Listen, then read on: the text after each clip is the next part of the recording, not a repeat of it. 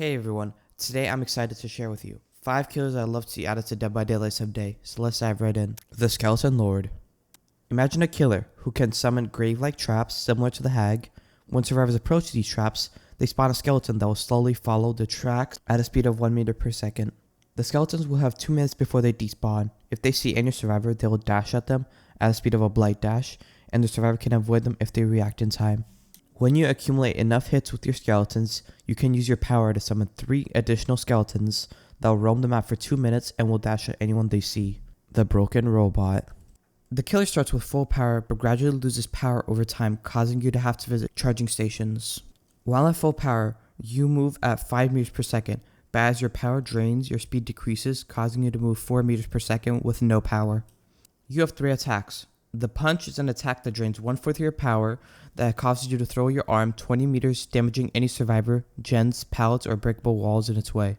The Stomp will, after a 2-second charge of time, insta-down anyone within 5 meters, taking away 50% of your power, even if you miss. The final attack can only be done once during the match. This attack is like a Dr. Static Shock and will make all survivors within your tear radius go to the injured state, and this will consume the rest of your power. There are 6 charging stations around the map that you have to interact with, and you have to mash a button, and the faster you mash, the faster your power charges up. Five Nights at Freddy's. This killer will take 3 players to play it. All of them will move as fast as a nurse, in other words 3.85 meters per second. Each player will play an animatronic and will be given a random one at the beginning of the trial. Foxy will have the power to dash forward after a 2-second charge of time and deal 1 health state of damage, like a mix between a Demo Dash and an Oni Dash. If he misses, he goes into a 20-second cooldown, and if he hits, he recharges immediately. He cannot lunge during his M1, and he cannot see gen auras.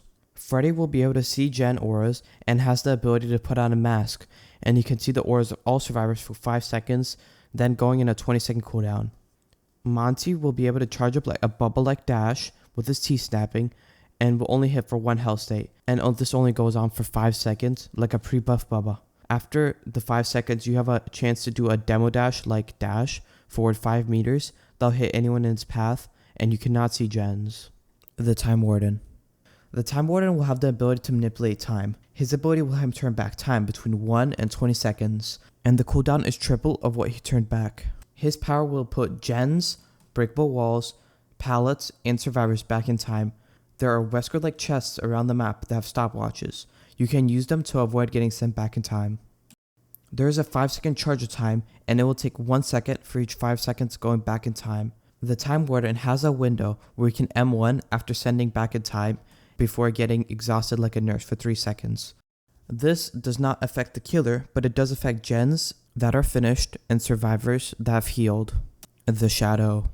The Shadow will spawn with all the other survivors and will instantly change into any survivor in the trial.